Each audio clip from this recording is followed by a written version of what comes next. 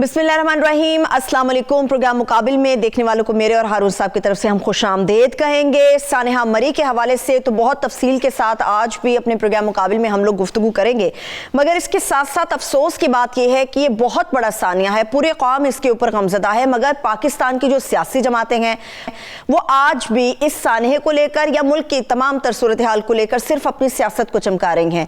सियासत के अंदर क्या कुछ हो रहा है, मिनी बजट भी पेश होने जा रहा है कल, मगर बड़ी तवक्को है कि दो बड़े अहम लीडर जो हैं उनकी मुलाकात हो सकती है। मिनी बजट के हवाले से ऑपोजिशन कल के हवाले से क्या लाहे अमल बना रही है, इसके ऊपर भी हारून साहब का तज्जिया लेंगे। मरी के हवाले से बात होगी, मगर इसके साथ साथ पाकिस्तान की मईशत की ज़बू हाली की भी एक दास्तान अपने देखने वालों के सामने आज हम रखेंगे। हारून साहब, सियासत, अब बात है कि मुझे मरी साने से शुरू करना चाहिए, मगर हारून साहब मुझे सियासी पार्टियां नहीं, मरी साने पे तो हमने ज़्यादा तफसील से बात करनी है। बात यह है कि कोई पॉलिटिकल डेवलपमेंट नहीं है, खास बिलावल भुट्टो की और मुलाकात होगी नवाज शहबाज शरीफ की, कोई डेवलपमेंट है ही नहीं। बात यह है कि वो कहते हैं हम मिनी बजट रोकने की कोशिश करेंगे। 148 आपके अरकान की तादाद है, तो गंजी ना आएगी क्या तो निचोड़ेगी क्या, जब वो उससे तो नहीं रोक सकते ना। आपकी इतनी तादाद ही नहीं है कि आप उसको रोक सकें। आप ये मुबालगा राय क्यों करते हैं? वैसे हमारा चलन है मुबालगा राय सियासत में। सिर्फ एक सूरत है कि काफ लीग और MQM का साथ दें और जहांगीर तरीन का साथ दें, इसका तो कोई सवाल ही पैदा नहीं होता। जो काम उन्हें करना चाहिए वो ये है कि वो टफ टाइम दें, तजावीज़ दें, दबाव डालें, मगर काम करने के लिए तो मेहनत करनी पड़ती है कि मुतबादल तजावीज़ पेश करें कि आपने जो एग्रीमेंट किया है MIF के साथ वो ठीक नहीं है, उसकी बजाय ये मुतबादल। अच्छा, ये वो भी जानते हैं कि पाकिस्तान इस कदर बुरी तरह फंसा हुआ है कि MIF के साथ ये मुआहदा करने के सिवा कोई चारा नहीं था, हालात बहुत ख़राब हैं। यही काम पीपल्स पार्टी करती रही है, यही नून लीग करती रही है। तो लेकिन ये है कि चूंकि वो ज़िम्मेदार हुकूमत को ठहराना है हर मामले में, तो लिहाजा ये मीटिंग करेंगे और उस पर दबाव डालेंगे, बस सियासत तो इतनी है। ठीक है, लेकिन इसका कोई सवाल पैदा नहीं होता। मकसद क्या है? मकसद ये है नफसियाती दबाव रखना कि हुकूमत जो डिलीवर कर सकती है वो भी डिलीवर ना कर सके।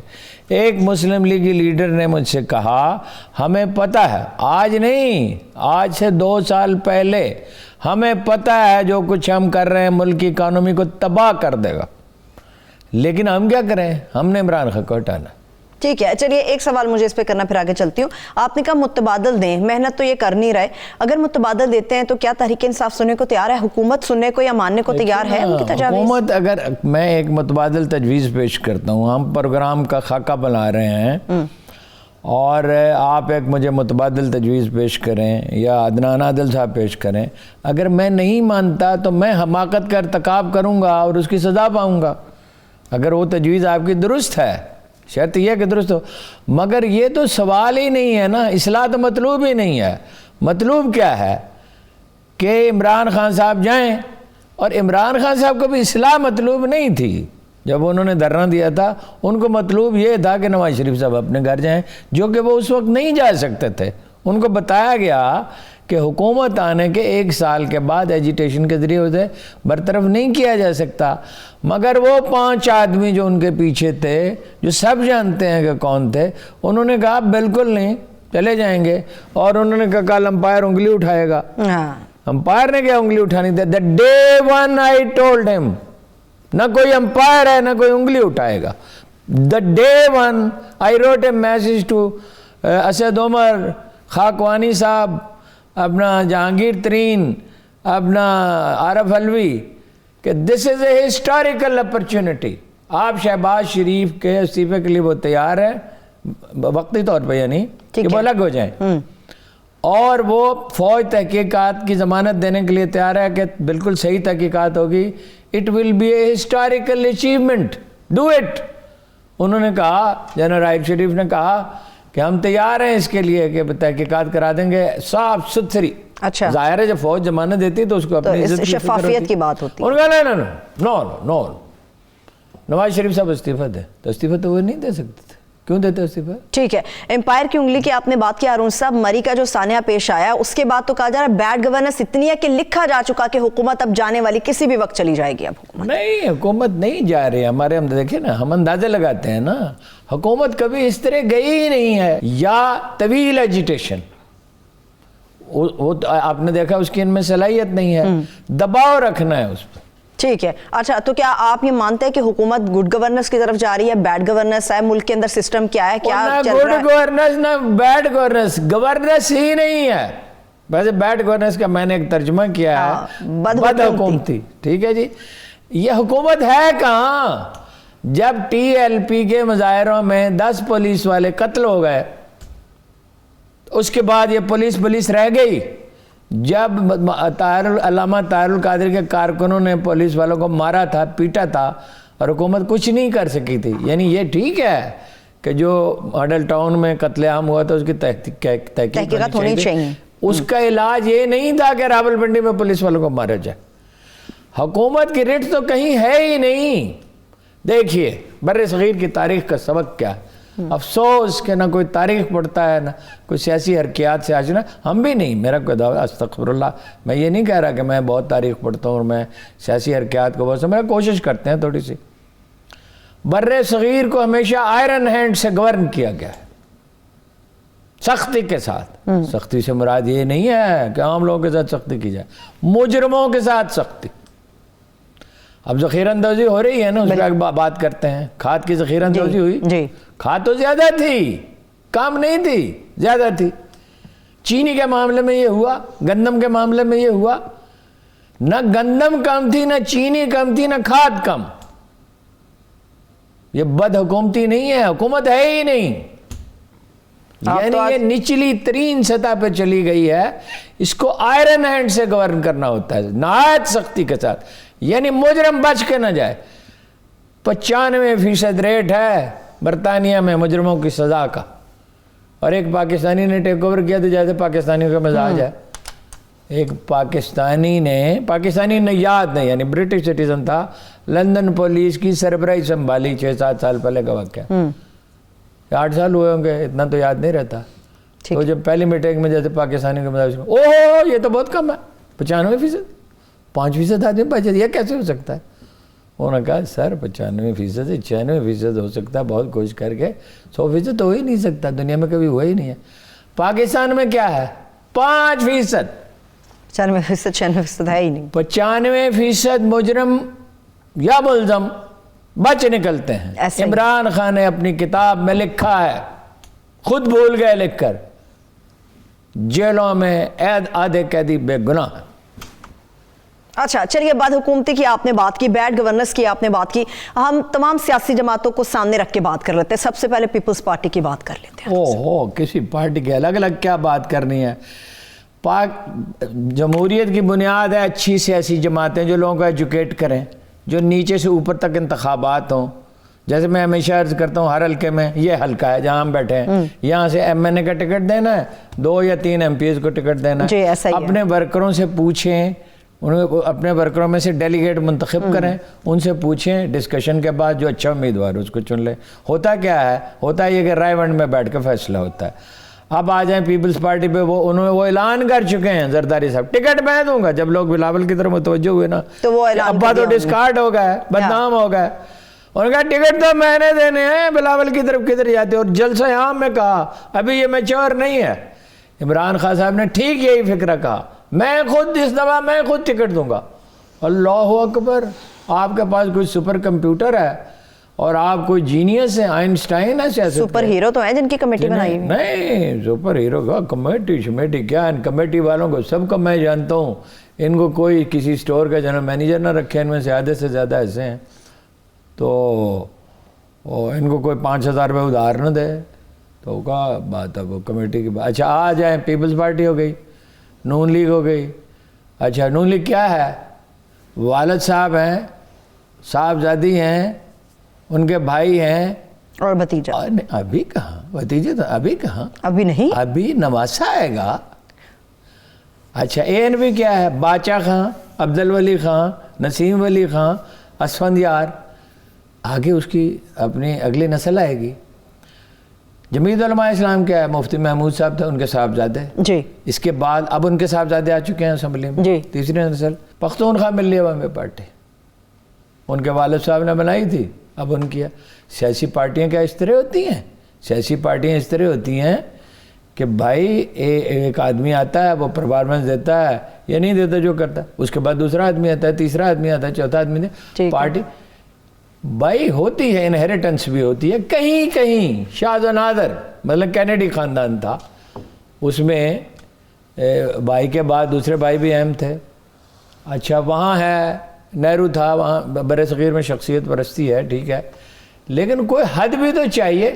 مور اوور آپ ٹریننگ ہی نہیں کرتے اپنے کارکنوں کی، آپ کوئی تیاری کر کے اسمبلی میں نہیں جاتے کہ آپ کا آپ کیا کرتے ہیں؟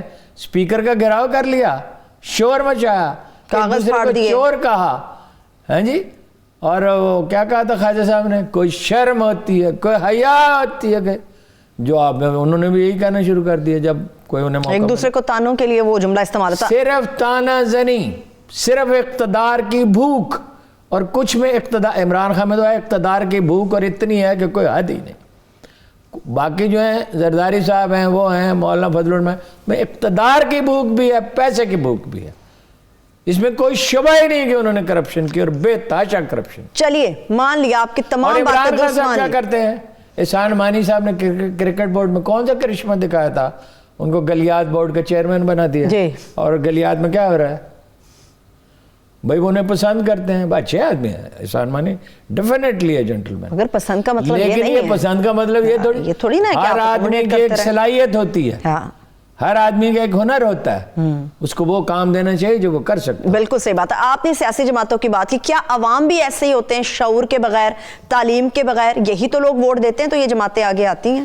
عربی کا محاورہ ہے العوام کالانعام، لوگ ریوڑ کی طرح ہوتے ہیں، لوگوں کی تربیت کرنی پڑتی ہے۔ لوگ وہ تھے جو اپنی بیٹیوں کو زندہ دفن کر دیتے تھے۔ اس سے بری کوئی کلاس کبھی کسی کو ملی ہوگی جو جناب رسالت میں آپ کو ملی؟ اپنی بیٹیوں کو زندہ دفن کر دیتے تھے۔ ان میں سے وہ لوگ اٹھے جو تاریخ انسانی کے سب سے اچھے ایڈمنسٹریٹر تھے، تاریخ انسانی کے سب سے اچھے جج تھے، تاریخ انسانی کے سب سے اچھے، بعد میں سائنٹسٹ بھی انہی میں سے پیدا ہوئے۔ جرنل تو ان میں ایسے تھے، دیر آر 400 جرنلز، 400 جن کی خالد بن ولید نے تربیت کی تھی، ان میں سے ہر شخص، اور جن کی خالد بن ولید نے، جناب خالد بن ولید نے تربیت کی تھی، ان کے علاوہ بھی بہت سارے لوگ تھے۔ 4000 آدمیوں کے ساتھ عمرو بن العاص کیا تھے؟ ایک آدمی ہے جو اسمال بزنس مین، اس کی ایسی تربیت کی جناب۔ تربیت کون کر رہا ہے؟ کوئی اپنے کارکنوں کی تربیت کرتا ہے؟ ایک ہم کہہ سکتے ہیں کہ ان کو سیاسی طور پہ تو مقبولیت کبھی نہیں مل سکی۔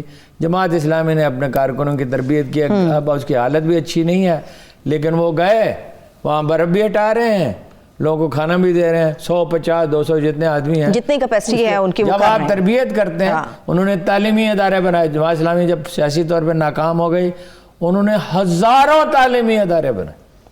ووٹ تو انہیں نہیں ملیں گے، جو مرضی کر لیں، جو کہ وہ 80 سال میں نہیں ملے تو اب کیا ملیں گے، لیکن انہوں نے ہزاروں تعلیمی ادارے بنائے۔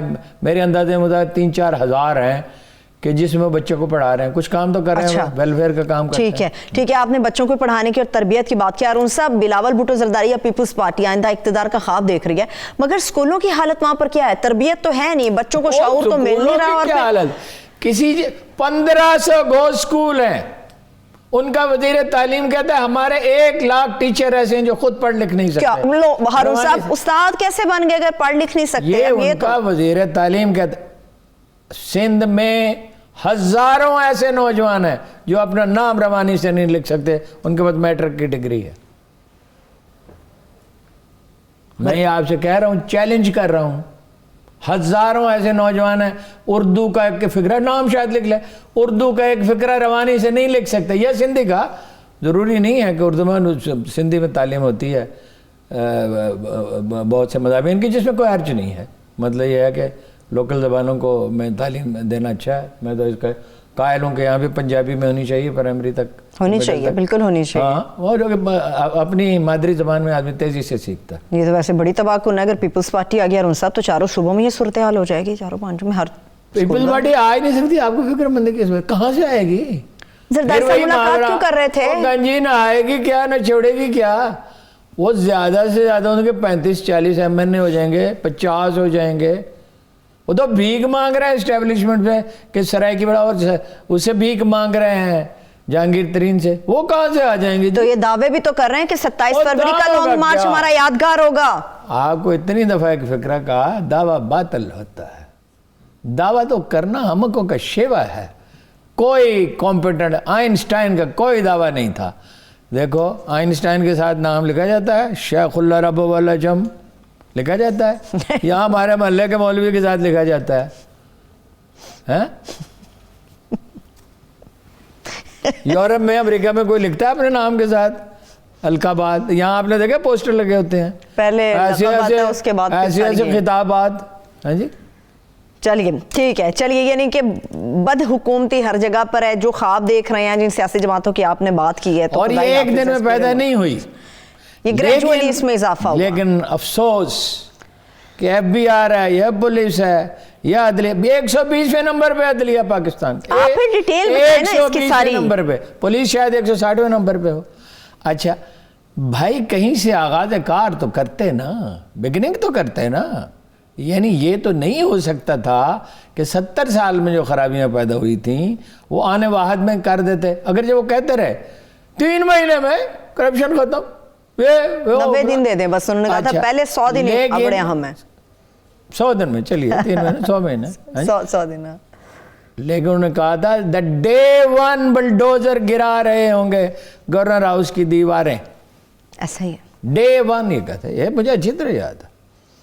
ٹھیک ہے، نہیں ہو سکتا، کوئی بات نہیں، انسان غلطیاں کرتے ہیں. ہم اس بات پہ 50 لاکھ مکان بنائیں گے، 1 کروڑ نوکریاں دیں گے، ٹھیک ہے، وہ آنے کے بعد ہونی چاہیے تھا. جائزہ لینے کے بعد کہتے پہلے بھائی میں نے آپ سے وعدہ کیا تھا، میں نے جائزہ لیا ہے، یہ اندازے درست نہیں تھے، میں معذرت چاہتا ہوں. اس کو گریجولی کریں گے، آہستہ آہستہ پولیس ریفارمز کریں گے، عدلیہ کی ریفارمز کریں گے. سول سروس میں خرابی بہت ہو چکی ہے، اس کو ٹھیک کریں گے. FBR میں جہاں 10,000 ارب روپے ٹیکس جمع ہونا چاہیے 4,000 جمع ہو رہا ہے. آدھی اکانومی جو ہے وہ کالا بلیک ہے، ہاں جی، اور ڈاکومنٹڈ نہیں ہے.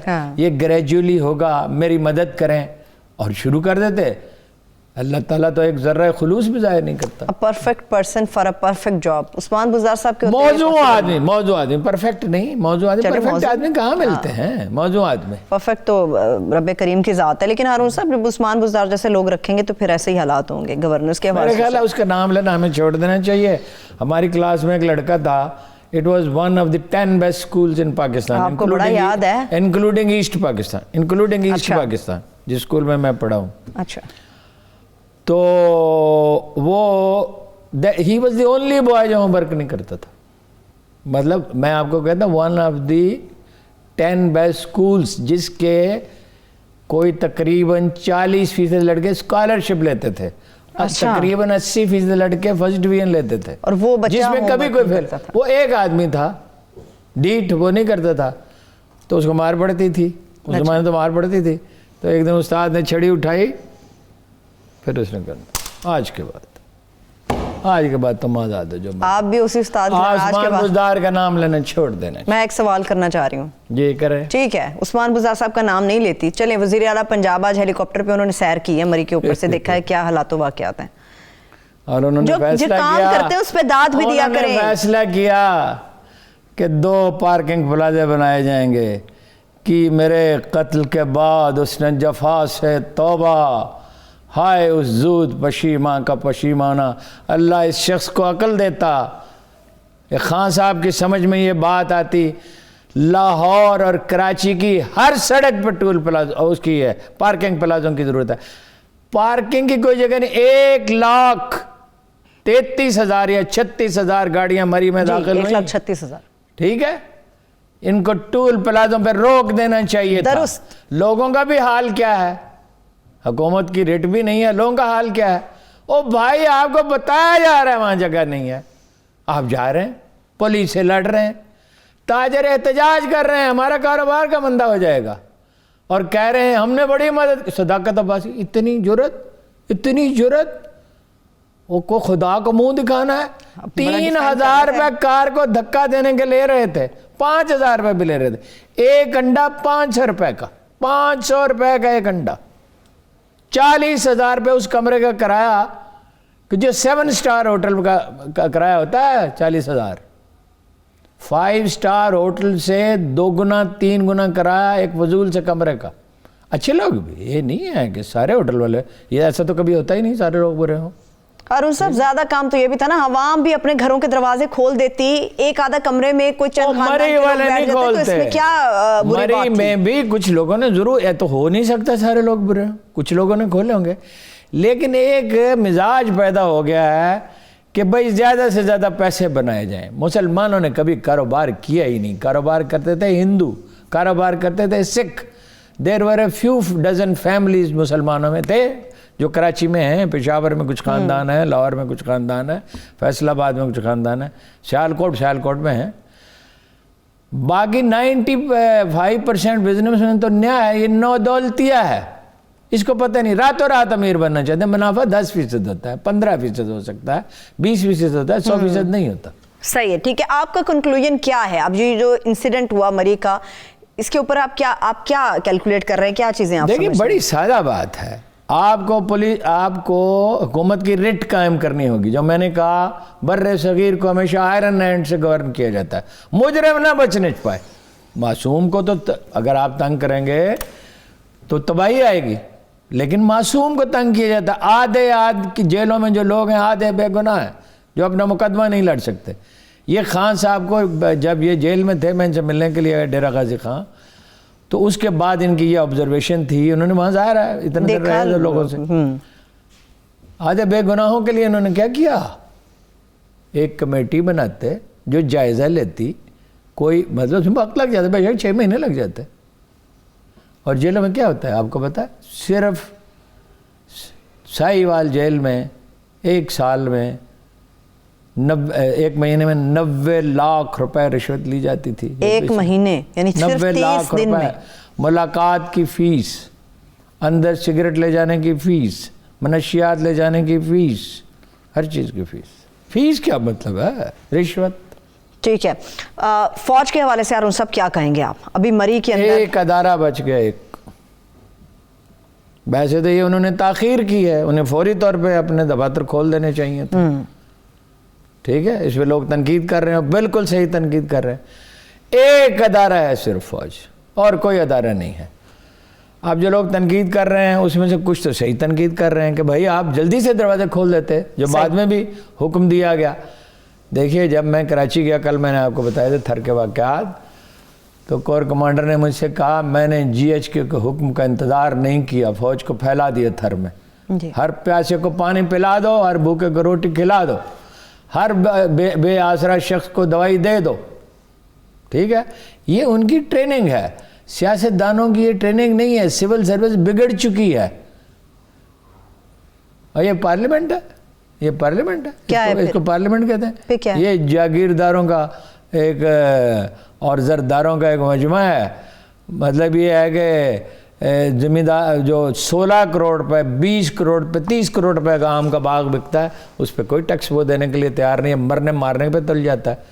بھائی اگر میں یہ کہوں کہ بھائی پھر جرنلسٹوں کا بھی ٹیکس معاف کر دیں، ججوں کا بھی معاف کر دیں. ایک بریک لے لیتے ہیں، بریک سے واپس آئیں گے، گفتگو یہیں سے آگے بڑھے گی. مگر جس طرح سے ہارون صاحب نے یوریا کھاد سے متعلق بات کی، اس کے کچھ ڈیٹیلز اور معیشت کی زبوں حالی کی مکمل تصویر آپ کے سامنے رکھیں گے. ہمارے ساتھ رہیے. بریک کے بعد ایک بار پھر سے پروگرام میں ہم آپ کو خوش آمدید کہیں گے. ہارون صاحب جس طرح سے میں نے بات کی تھی بریک پر جانے سے پہلے کہ مری کے حوالے سے مجھے ابھی کچھ مزید بات کرنی ثانیہ کے متعلق. تحقیقاتی ایک رپورٹ ہے گزار صاحب کو پیش کی گئی ہے جس میں بتایا گیا ہے کہ ہیوی مشینری موجود ہی نہیں تھی برف ہٹانے کے لیے. ہیوی مشینری نہیں تھی، سڑکوں کی مرمت نہیں ہوئی 2 سال سے نہیں ہوئی بھی تھی. ہاں تو ٹھیک ہے، بالکل صحیح ہے. اس لیے دیکھیے پنجاب گورن نہیں ہو سکتا. یہ صاحب تو خیر بالکل ہی نہیں کر سکتے. دا موسٹ کمپیٹنٹ آدمی بھی 12 کروڑ کے صوبے کو گورن نہیں کر سکتا. آپ کو لگتا ہے ریشنلائز کریں؟ اس کے 3 حصے کرنے چاہیے. اچھا، ریشنلائز کرنا ہے اس کو. دیکھیے نا، بات یہ ہے ایک آدمی اور 12 کروڑ کی آبادی، یہ دنیا میں کہاں ہے؟ جہاں ہے اگر کہیں تو ناکام ہے. تو کرتے کیا؟ بھائی وہ 5-6 صوبے میرے سامنے بن گئے افغانستان کے، 6 نہیں 6-7 اور بن گئے، 29 تھے وہ 36-37 بن گئے. چھوٹے صوبے جو ہے وہ گورنریبل ہوتے ہیں. تو سڑکوں کی مرمت تو کہیں بھی نہیں ہو رہی. میں دیہی علاقوں میں جب جاتا ہوں تو سڑکیں اس قدر ٹوٹی پھوٹی ہیں کوئی حد نہیں. تو بڑے شہروں میں سڑکیں ہیں. ٹھیک ہے. آپ وہ شہباز گل صاحب وہ تو یہ بات کرتے ہیں کہ برف کے حوالے سے آپ کیا بات کرتے ہیں گورنر ہاؤس کے بعد 10 فٹ کے قریب ہے برف پڑی ہوئی ہے ابھی بھی. ویسے رپورٹ میں 4 فٹ. شہباز گل وہاں کیا کرنے گئے ہیں؟ لوگوں کو بچانے. شیخ صاحب بھی تو گئے ہیں. اس نے کیا بچانا؟ نہیں شیخ صاحب تو وزیر داخلہ نے جانا چاہیے تھا. شہباز گل وہاں کیا کرنے گیا؟ 4 فٹ برف گری تھی اور اس وقت 1.5 فٹ ہے گورنر ہاؤس کے سامنے. باقی جو ہے نا وہ 6 فٹ اس نے پلے سے ڈال دی ہے. ہاں ویسے رپورٹ میں بھی 4 فٹ ہی آیا ہے کہ 7 جنوری کو پلے سے ڈال دی. اس کا کوئی کام نہیں تھا کہ وہاں جاتا. اس کا کام ہے مخالفین کی مذمت کرنا، ان پہ تبرہ کرنا. جیسے طلال چودھری کا کام ہے مخالفین کی مذمت اور تبرہ. اس کے مقابلے پہ پہلوان لایا گیا. اپنا کام کرے. اس کا مری میں اس نے کیا کرنا؟ اور ان سب کسی کی خدمت کو تسلیم بھی کیا اس نے کیا خدمت کرنی ہے؟ اس کو پتہ ہے اس کو خدمت کے معنی معلوم نہیں ہے. آگے چلیں، ہم نے بہت سے موضوعات پہ بات کر رہی ہے. ٹھیک ہے ہارون صاحب ٹھیک ہے. معیشت کی بات کر لیتے ہیں. ویسے چلیں مری کے حوالے سے انشاءاللہ تعالیٰ پھر بات کریں گے تفصیل سے. معیشت کے حوالے سے ہارون صاحب یوریا کھاد کے بڑا امپورٹنٹ یہ ایشو ہے. آپ کو میں نے یاد ہوگا بتایا تھا کہ خسرو بختیار صاحب نے بھی کچھ دن پہلے پریس کانفرنس کی. انہوں نے کہا جی ذخیرہ اندوزی ہو گئی ہے، اس وجہ سے ہمیں چائنا سے منگوانی پڑ رہی ہے. وہ کیا خسرو بختیار بیچارے نے کون سا انکشاف کیا ہے؟ میں آپ کو فگرز بتا دیتا ہوں. 63 لاکھ ٹن پیدا ہوتی ہے. اچھا ایوریج استعمال ہے پچھلے 3 سال کا 60 لاکھ ٹن. تو 3 لاکھ ٹن فالتو ہے. ہاں تو 2-3 وجوہات ہوئیں. ایک تو یہ کہ ڈی اے پی کھاد اتنی مہنگی ہو گئی، 5,000 سے 9,000 کی ہو گئی. اس کی جگہ بھی یوریا ڈالی. ممکن ہے. اب میں تو اس کو نہیں سمجھتا کہ ڈی اے پی کی جگہ یوریا کیسے کام کرے گی. دوسری بات یہ کہ 3.5 لاکھ ٹن افغانستان سمگل ہو گئے. انہوں نے دڑا دڑ بڑے ذمہ داروں نے خریدنی شروع کر دی پینک کا شکار ہو کر صحیح کہ ڈی اے پی تو مل نہیں رہی تو یہی خرید لیں. اچھا زیر کاشت رقبہ بھی بڑا، 5 لاکھ ایکڑ زیر کاشت رقبہ بڑا ہے. پیسے بھی آئے ہیں، گندم کی قیمت بڑی ہے، گنے کے کاشتکاروں کو بہت فائدہ ہوا ہے. تو اس لیے ظاہر ہے کہ وہ خریداری کر رہے تھے in advance. 3.5 lakh ton Afghanistan چلی گئی. کل آپ کو بتایا تھا. آج لگا لیا میں نے اس کا حساب. 9,000 روپے فی اپنا اس کا فائدہ پہنچتا ہے انہیں. فرق ہے قیمت کا افغانستان میں اور پاکستان میں ایک ٹرک کا. اچھا تو 3.5 لاکھ ٹن کا مطلب ہے 23 ارب روپے کی کھاد سمگل ہو گئی. اب ہم اپنا زر مبادلہ خرچ کر کے باہر سے منگوائیں. باہر چین ہے اور غالباً برازیل ہے اور تو کوئی بڑے پیمانے پہ ایکسپورٹ نہیں کرتا. اب ہم نے ٹینڈر دیا، اس کا دنیا میں سے کئی جواب ہی نہیں آیا. تو اب چین میں بوائی ہو گئی ہے، کاشت ہو گئی ہے. اب انہوں نے کہا 1 لاکھ ٹن رعایتی قیمت پہ آپ کو دے دیں گے. 50,000 ٹن آ جائے گی. جب وہ 50,000 ٹن آ جائے گی جنہوں نے ذخیرہ اندوزی کی ہوئی ہے وہ نکالیں گے باہر.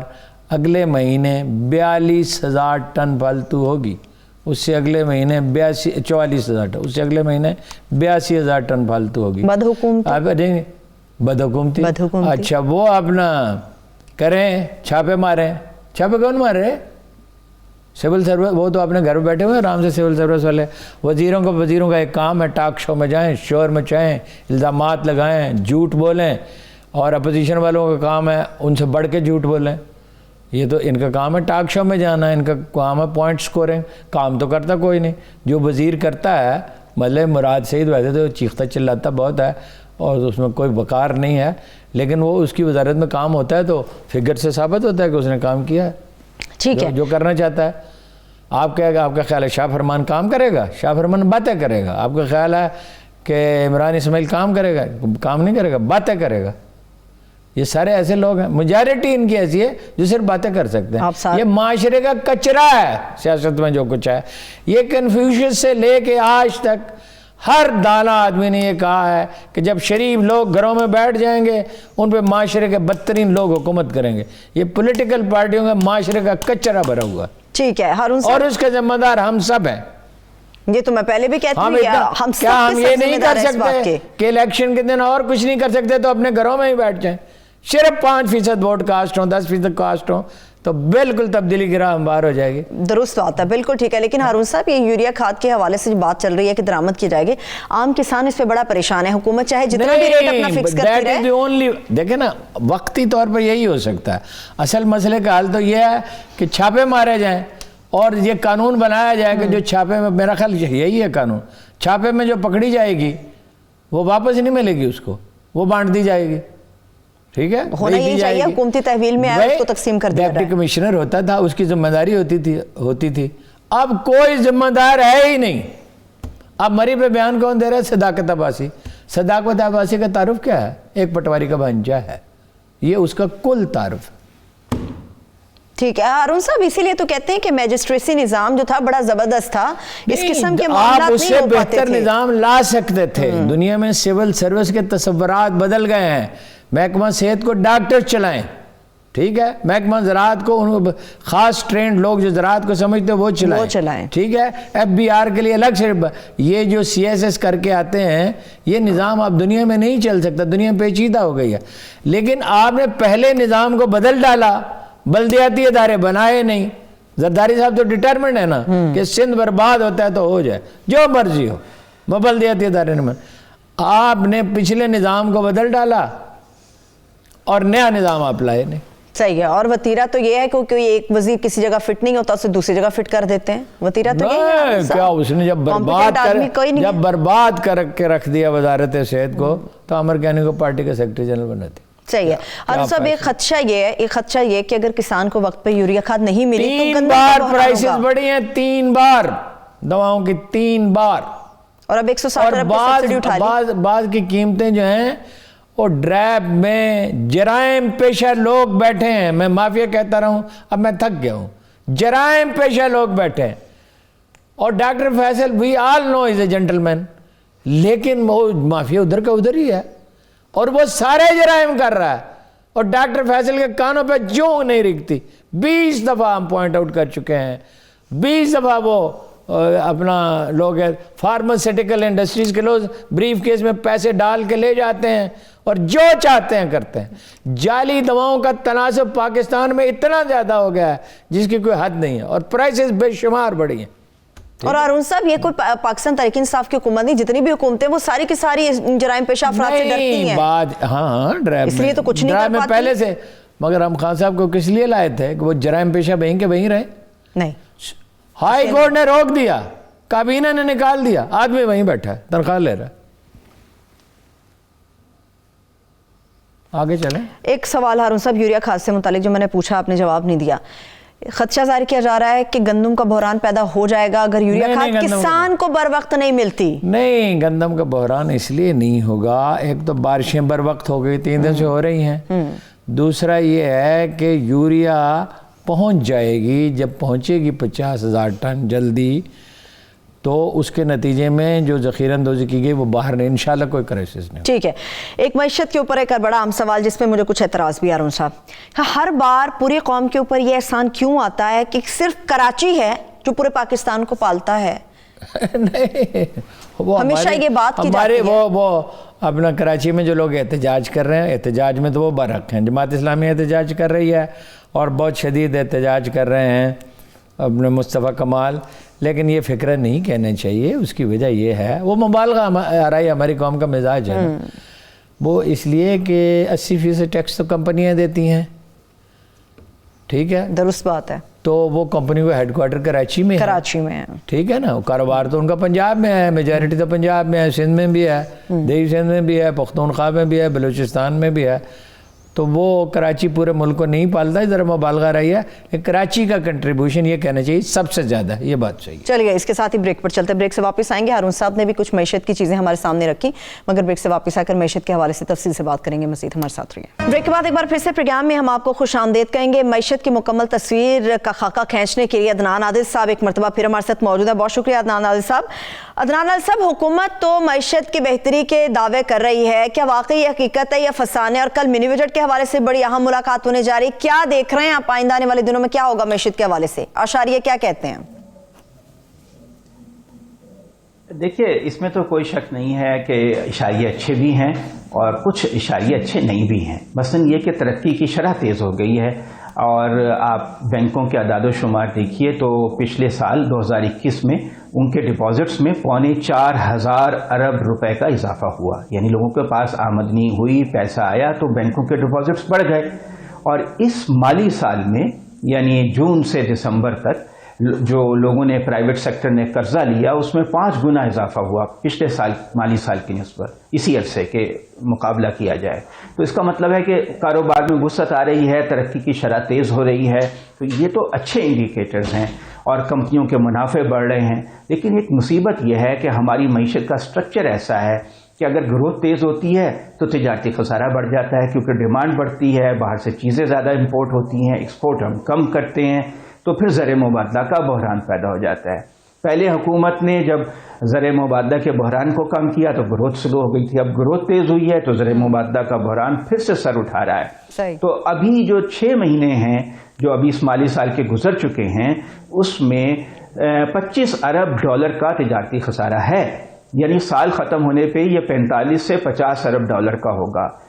جو ہمارے اوورسیز پاکستانیز ہیں وہ کوئی 30 ارب ڈالر بھیج دیں گے, تو 50 میں سے 30 نکال دیں, باقی 20 ارب ڈالر کہاں سے آئیں گے؟ یہ جو شارٹیج ہے پھر حکومت کو IMF کے پاس جانا اس کی مجبوری ہے. یہ پاکستان میں 22ویں مرتبہ ایسا ہے کہ ہم IMF سے قرض لے رہے ہیں. ہر حکومت لیتی ہے, چاہے زرداری صاحب کی ہو, نواز شریف کی ہو, بے نظیر کی ہو, معین قریشی کی ہو, ضیاء الحق کی ہو, بھٹو کی ہو, ایوب خان کی ہو, سب نے IMF سے قرضہ لیا. پاکستان کی معیشت کا سٹرکچر ایسا ہے. لیکن جب اپوزیشن میں ہوتے ہیں تو اس کی مخالفت کرتے ہیں, جیسے اب پیپلز پارٹی بھی کر رہی ہے اور نون لیگ بھی کر رہی ہے, اور اب وہ میٹنگ کر رہے ہیں کہ اس کے خلاف ووٹ دیں, اس کو کامیاب نہ ہونے دیں. مگر ملک کے لیے ضروری ہے کہ IMF کی جو شرط ہے وہ مانی جائے. یہ جو تجاویز ہیں منی بجٹ جس کو کہا گیا ہے اس کو منظور کیا جائے. ملک کا مفاد اسی میں ہے کیونکہ ہمارا تجارتی خسارہ بہت زیادہ ہے. صاحب تجارتی خسارے کو دور کیسے کرنا چاہیے, کیسے دور کیا جائے اس تجارتی خسارے کو؟ کون سی تبدیلیاں سٹرکچر میں ضروری ہیں؟ 10-12 سال تک تو نہیں ہو سکتا. ہمیں بڑے پیمانے پہ انڈسٹریلائزیشن کرنی پڑے گی. جیسے ہم نے ایٹم بم بنایا, میزائل بنائے, اس طرح ہمیں انڈسٹری لگانی پڑے گی. اگر ہم 10-15 سال تک معافی چاہتا ہوں, ڈاکومنٹیشن کریں, کالا دھن سفید ہو اور ٹیکس پورا وصول کریں تو بالکل ٹھیک ہو جائے گا. اس سے آپ ایگری نہیں کرتے؟ ہاں ٹیکس بھی وصول ہو, لیکن زر مبادلہ کا جو بحران ہے وہ بھی صحیح ہے. اس سے حکومت کا بجٹ جو ہے بیلنس ہوگا. مگر یہ جو باہر سے امپورٹ زیادہ ہوتی ہے اور ایکسپورٹ کم ہوتی ہے, تو لگژری کار نہ منگوائیں نا جی, مبادلہ یہ قیمتی ٹیلی فون نہ منگوائیں, یہ کتوں کے لیے خوراک نہ منگوائیں, چاکلیٹ نہ منگوائیں اتنی, اور دودھ جو ہے پاکستان دنیا کا سب سے زیادہ دودھ پیدا کرنے والے ملکوں میں سے ہے, تو نہ منگوائیں دودھ, خشک دودھ یہاں بندوبست کریں. شارٹ ٹرم تو نہیں ہو سکتا, مگر یہ کہ 1.5 سال میں تو یہ ہو ہی سکتی ہے. پلاننگ تو کر ہی سکتے ہیں. نہیں, 10-12 سال لگیں گے اگر پلاننگ کریں. 1-2 سال میں کسی کے چلیے 10-12 سال کا یہاں آغاز تو ہو. یہ لوگوں کو بیوقوف بنانے کی کوشش کرتے. ٹھیک ہے, ہاں آغاز ہونا چاہیے, انڈسٹریلائزیشن ہو بہت بڑے پیمانے پہ, یہی اس کا حل ہے. یہ جو عوام کو بیوقوف بنانے کے لیے دعوے کرتے ہیں نا, یہ بالکل غلط ہے. ہر حکومت یہی کرتی ہے کہ IMF کے پاس جاتی ہے, کیونکہ پاکستان کی معیشت کو قرض کا ایک نشہ ہو گیا ہے. یہ نشہ چھڑانے میں بہت ٹائم لگے گا. ٹھیک ہے, اس کے لیے کوشش ہونی چاہیے. عدنان عادل صاحب, منی بجٹ کے بات ہو رہی ہے. منی بجٹ کے حوالے سے بھی کہا جا رہا ہے کہ مہنگائی کا ایک اور طوفان ہے جو عوام کے اوپر لاد دیا جائے گا, اور یہ طوفان آئے گا, سب اس کا شکار ہوں گے.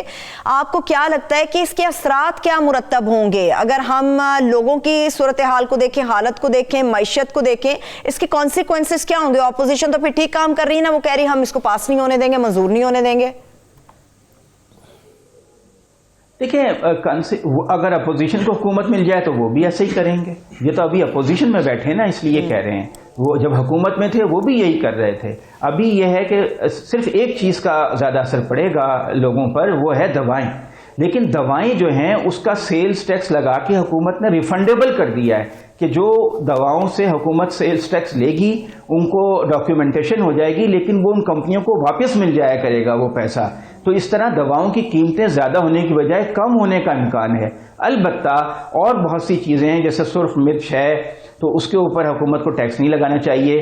جیسے بچوں کا دودھ ہے تو 2-4 چیزیں ایسی ہیں جس پہ حکومت کو ذرا نظر ثانی کرنی چاہیے اور جو عام استعمال کی چیزیں ہیں. لیکن اس کا زیادہ اثر جو ہے متوسط طبقے پہ پڑے گا. اس کی کمر پہلے ہی ٹوٹی ہوئی ہے اور چیزیں مہنگی ہو جائیں گی. متوسط طبقے کے لیے سفید پوشی جو ہے اس کو قائم رکھنا ذرا مشکل ہوگا. لیکن یہ کڑوا گھونٹ پاکستان کو پینا پڑے گا, اس کے بغیر چارہ نہیں. اگر اب ہم نے IMF سے پروگرام نہ کیا تو اس کے بعد ہمیں اس سے زیادہ بری شرائط کے اوپر IMF کے پاس جانا پڑے گا. اس کے علاوہ کوئی چارہ نہیں ہے. سسٹم کی بہتری کی ضرورت ہے, بالکل سسٹم کو بہتر کرنا کی ضرورت ہے. ٹیکس عدنان عادل صاحب کہتے وقت ختم ہو گیا. عدنان عادل صاحب اگر سرخ مرچوں کی بجائے ٹی وی پہ جھوٹ بولنے پہ ٹیکس لگا دیا جائے تو زیادہ آمدن نہیں ہوگی, پھر تو ریل فیل ہو جائے گی دولت. چلیے بہت شکریہ عدنان عادل صاحب, بہت شکریہ. تھینک یو سو مچ. دیکھنے والوں کو شکریہ. اجازت اپنا خیال رکھیے. خدا حافظ.